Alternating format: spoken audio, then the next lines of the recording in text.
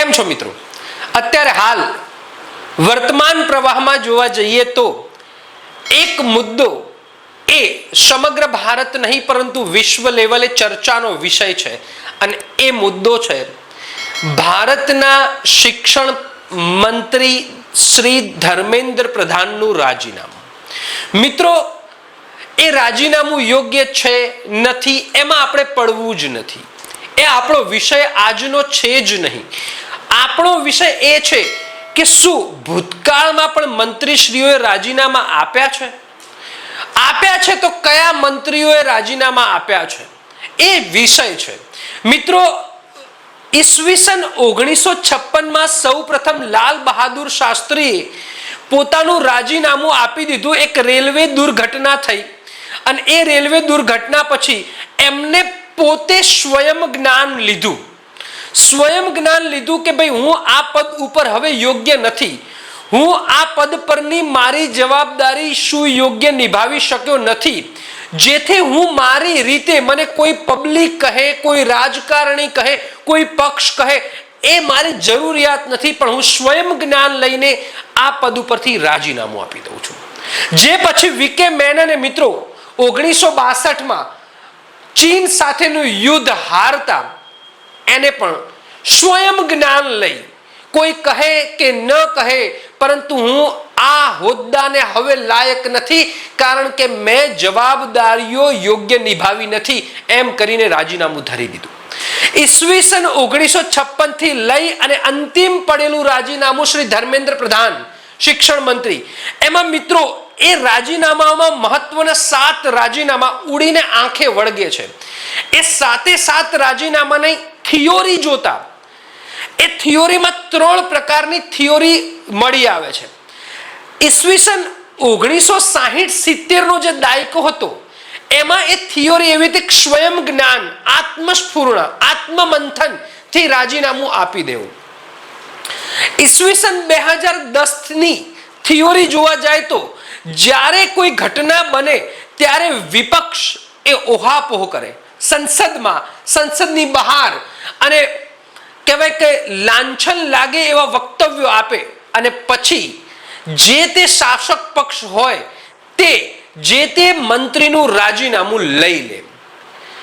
અને હમણાં 2018 પછી એક થિયોરી હાથમાં આવી.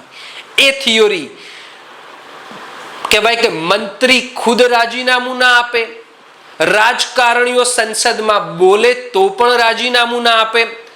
પોતાના પક્ષની તો વાત જ અલગ છે, પરંતુ એક આંદોલન થાય, જનક્રાંતિ થાય, જન આંદોલન થાય અને પછી ફરજિયાતપણે રાજીનામું મૂકવું પડે. આ 3 થિયોરીમાંથી પ્રથમ થિયોરી એ શ્રેષ્ઠતમ કહેવાય કે એ લોકશાહી માટે, એ રાજકારણ માટે એ શ્રેષ્ઠતમ થિયોરી છે.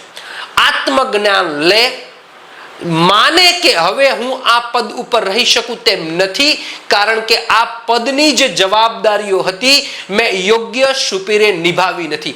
આપે યુરોપમાં કેટલાય આવા રાજીનામા પડતા જોયા હશે.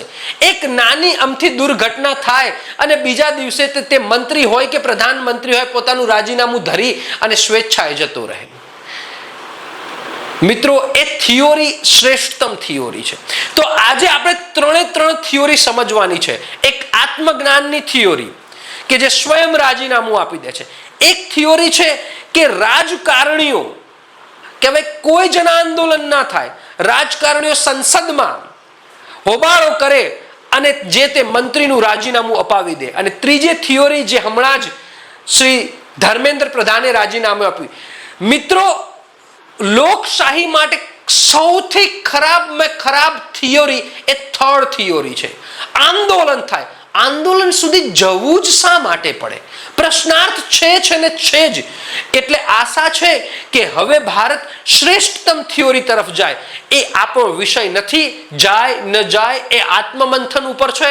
પરંતુ જે 7 મંત્રીઓએ મહત્વના રાજીનામા આપ્યા છે એ જોઈ લઈએ છીએ. મિત્રો, ભારતીય લોકશાહીમાં રાજીનામાનો ઇતિહાસ નૈતિક જવાબદારીઓથી લઈ, નૈતિક જવાબદારીઓ, હું હજી કહું છું નૈતિક જવાબદારીઓ નૈતિક જવાબદારીથી લઈને જાહેર આક્રોશ સુધીની સફર.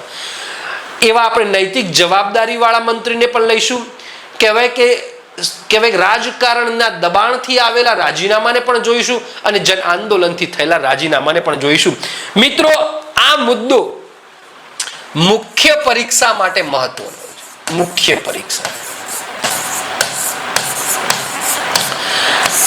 ક્યારેક ફેક્ચ્યુઅલ ડેટા એ મહત્વના થઈ જાય કે લાલ બહાદુર શાસ્ત્રીએ કયા વર્ષમાં પોતાના પદ પરથી રાજીનામું આપ્યું હતું, કયા કારણે આપ્યું હતું, નીચેનામાંથી કયું કારણ એ જવાબદાર હતું, એ બધા જોઈ લઈશું. પરંતુ અત્યારે હાલ આપણો વિષય છે જે મંત્રીઓએ રાજીનામા આપ્યા એ જોઈ લઈએ. બરાબર ને મિત્રો? નૈતિક જવાબદારી અને જાહેર જવાબદારી યાદ રાખજો, બે મુખ્ય બંધારણીય અને નૈતિક ખ્યાલો છે. જ્યારે મંત્રી પોતાની અંતર આત્માના અવાજ અને પદની ગરિમા સ્વેચ્છાએ રાજીનામું આપે છે, આંતરિક મૂલ્યો, બરાબર ને? જ્યારે જનાક્રોશ, આંદોલન કે રાજકીય દબાણને કારણે મંત્રીને રાજીનામું આપવાની ફરજ પડે છે. હવે મિત્રો, અહીં ધર્મેન્દ્ર પ્રધાનને આ જાહેર જવાબદારી વાળો મુદ્દામાં રાજીનામું આપવાની જરૂરિયાત ઊભી થઈ. બહુ મોટું આંદોલન થઈ ગયું મિત્રો, બરાબર ને? ઓકે, તો આ બાહ્ય દબાણ અને આ આંતરિક મૂલ્યો છે. અહીં વ્યક્તિ સ્વયં સ્ફૂર્ણા લે છે, સ્વયં જ્ઞાન લે છે, આત્મમંથન કરે છે અને અહીંથી બહારથી દબાણ આવે છે. આ મહત્વનું કહેવાય છે. આગળ જોઈએ.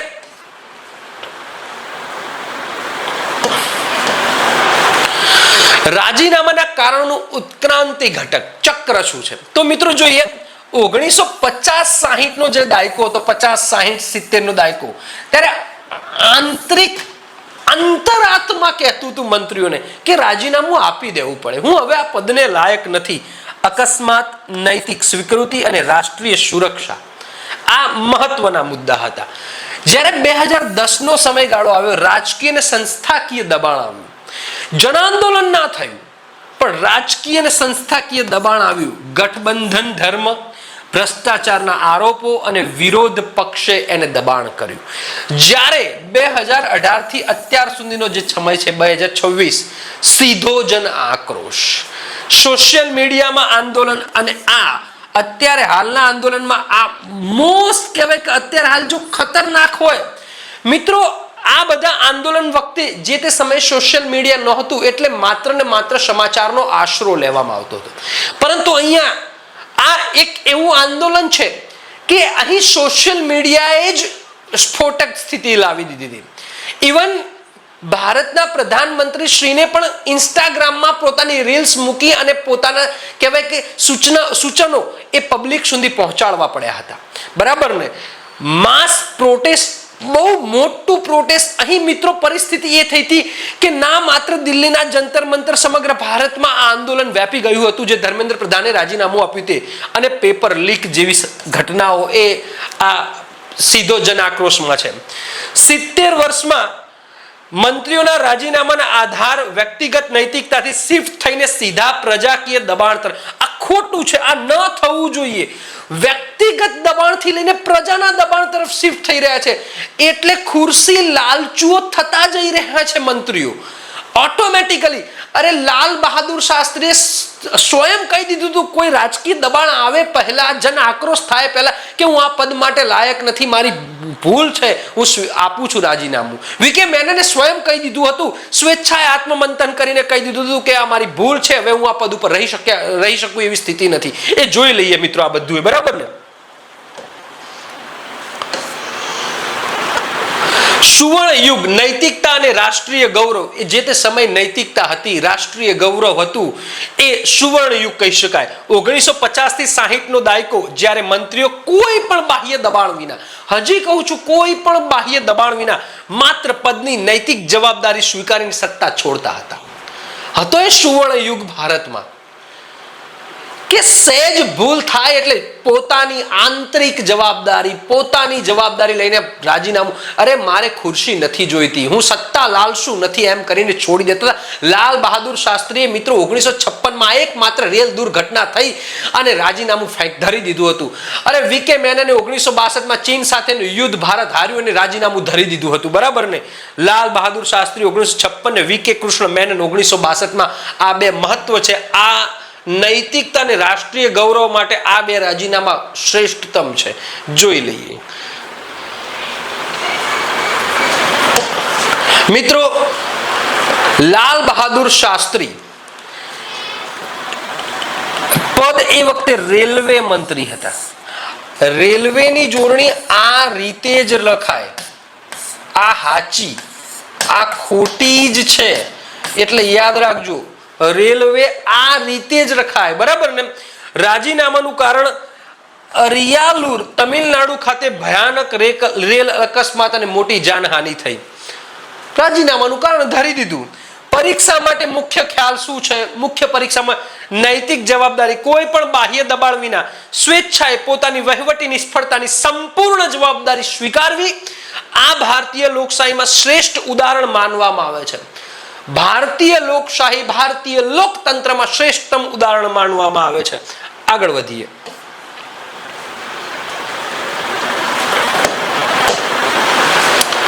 વીકે કૃષ્ણ મેનન બીજું રાજીનામું પડ્યું હતું.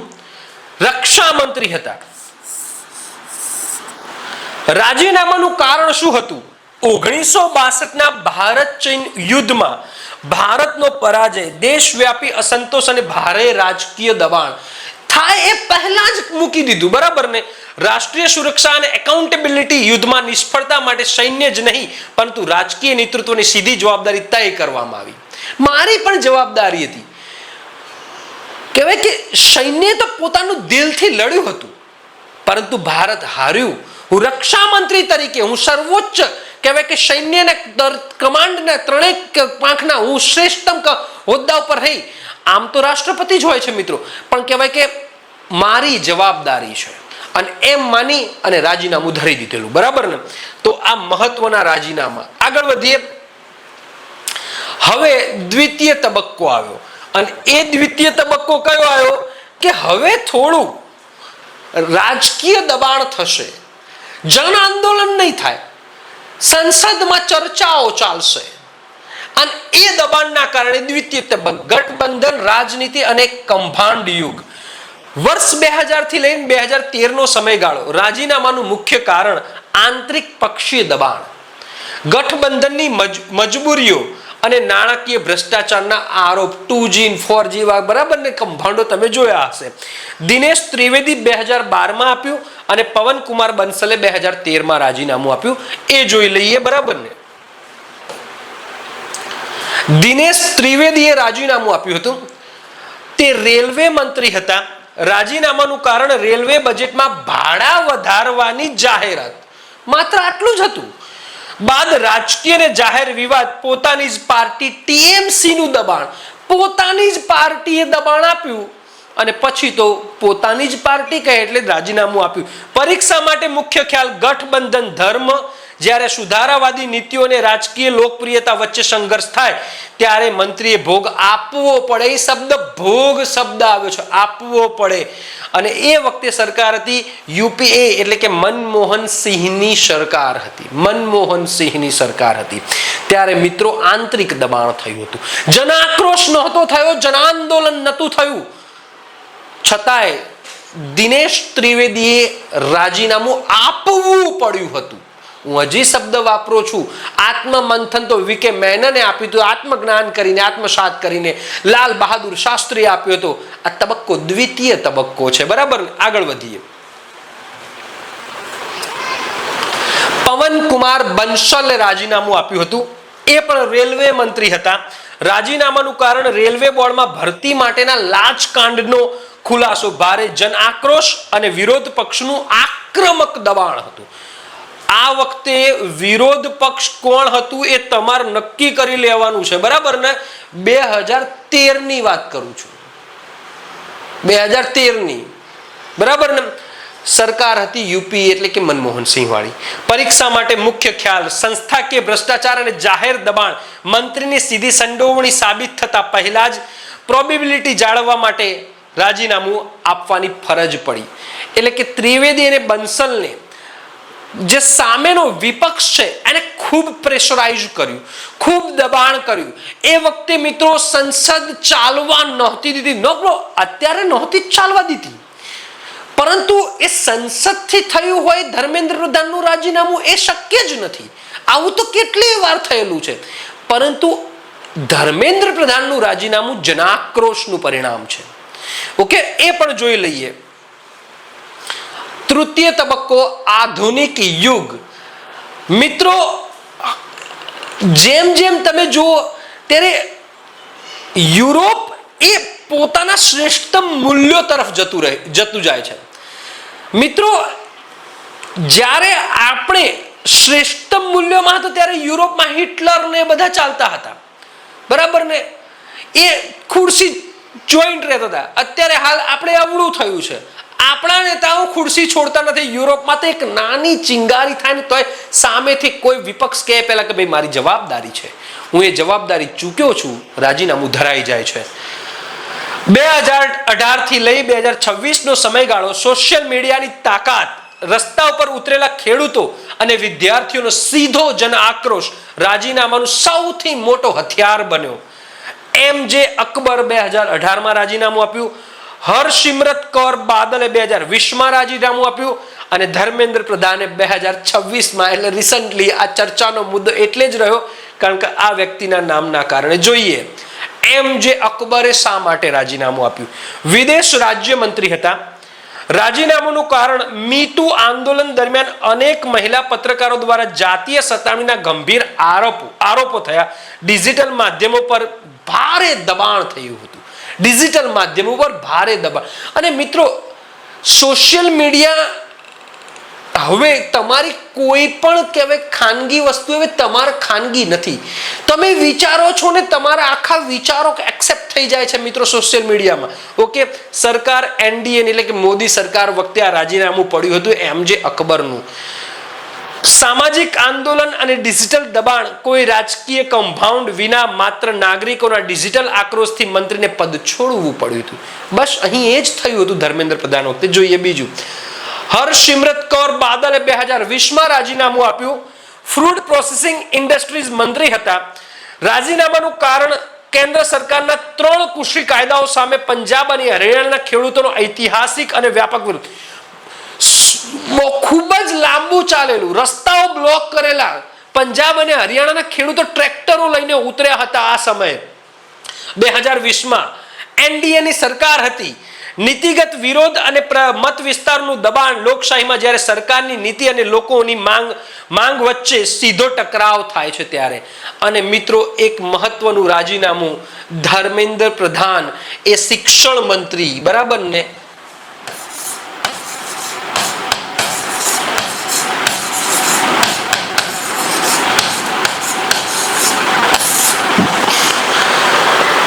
મિત્રો આ આંદોલનમાં ઝેનજી તરીકે ઓળખાતી ભારતની યુવા પેઢી ખૂબ જ સંતુલિત રીતે ડટકર આંદોલન કર્યું. ક્યારેક સરકાર પક્ષે પણ મિત્રો ભૂલો થઈ છે. કોઈ આંદોલનને દબાવવા જાય ત્યારે થોડીક ભૂલો રહી જાય, થઈ છે. પરંતુ મિત્રો આ આંદોલનમાં કેટલાય એવા ચહેરા હતા કે જે ચહેરાએ એક નાની ચિંગારી ફૂકી અને જન સુધી પહોંચાડ્યું. એ સોશિયલ મીડિયાએ એના માટે ખૂબ જવાબદાર રહ્યું. મિત્રો આ આંદોલનમાં ભાઈચારો પણ વિશેષ જોવા મળ્યો. આ આંદોલનમાં એક યુવાન ઓતપ્રોત થઈ ગયો હતો. પદ કેન્દ્રીય શિક્ષણ મંત્રી. રાજીનામાનું કારણ સ્પર્ધાત્મક અને પ્રવેશ પરીક્ષાઓમાં વ્યાપક ગેરરીતિઓ પેપર લીક મુદ્દે દેશભરમાં વિદ્યાર્થીઓનો સળંગ વિરોધ. નીટની પરીક્ષા કહેવાય કે પેપર ફૂટ્યું અને એના કારણે થોડું સ્ફોટક થઈ ગયું હતું. એનડીએ સરકાર પરીક્ષા માટે મુખ્ય ખ્યાલ વહીવટી નિષ્ફળતા અને યુવા આક્રોશ. જ્યારે સિસ્ટમની નિષ્ફળતા લાખો નાગરિકોના ભવિષ્યને સીધી અસર કરે છે ત્યારે કોઈ પણ સરકાર જન આંદોલનને અવગણી શકતી નથી. મિત્રો આ નીટની પરીક્ષા કહેવાય કે ખૂબ અઘરી પરીક્ષા હોય છે અને માતા પિતા જ્યાં સુધી પોતાના બાળકની નીટની પરીક્ષા પૂરી નથી થતી મિત્રો, ત્યાં સુધી કહેવાય કે બાળકો કરતા માતા પિતાની પરીક્ષા બહુ મોટી થઈ જાય છે. અને મિત્રો જ્યારે પેપર ફૂટે છે ને ત્યારે જે કઠોરાઘાત લાગે છે ને, હું તો એમ કહું છું કે વજ્રઘાત પડે છે. એમાં કેટલાય મિત્રો, હું તો એમ જ કહીશ, કુમળા ફૂલ જેવા ભવિષ્યના વિદ્યાર્થીઓએ મિત્રો હજી પોતાની કહેવાય કે ભારતને ભવિષ્ય બતાવે, પોતાનું ભવિષ્ય સુધારે, પોતાના મમ્મી પપ્પાનું ભવિષ્ય સુધારે, એ પહેલા જ મોતને વહાલું કર્યું. કારણ કે હવે મારે બીજી વાર તૈયારી નહીં થાય મિત્રો.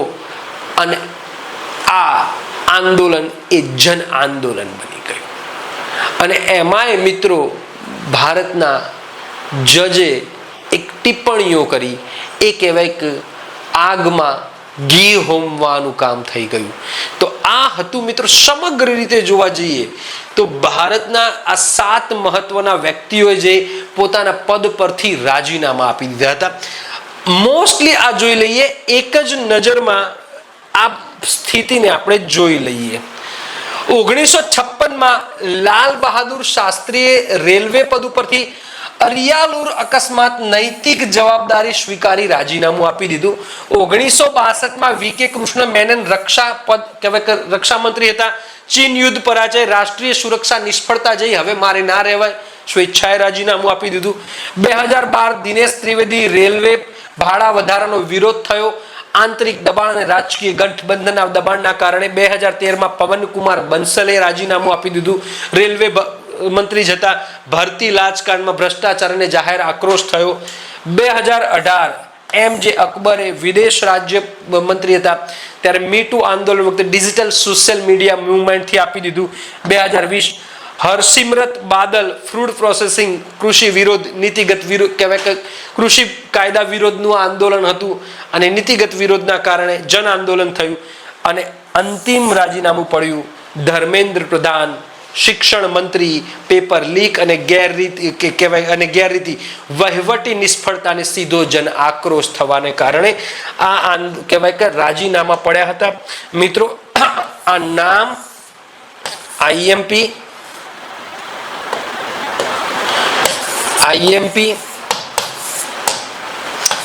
આ પદ આઈએમપી આ કારણો આઈએમપી અને આ મુખ્ય પરીક્ષા માટે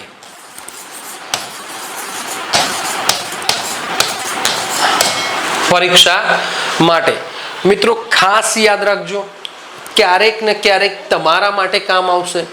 ઓકે, તો મળીએ છીએ આવા જ બીજા મુદ્દાઓ સાથે. ત્યાં સુધી બાય બાય.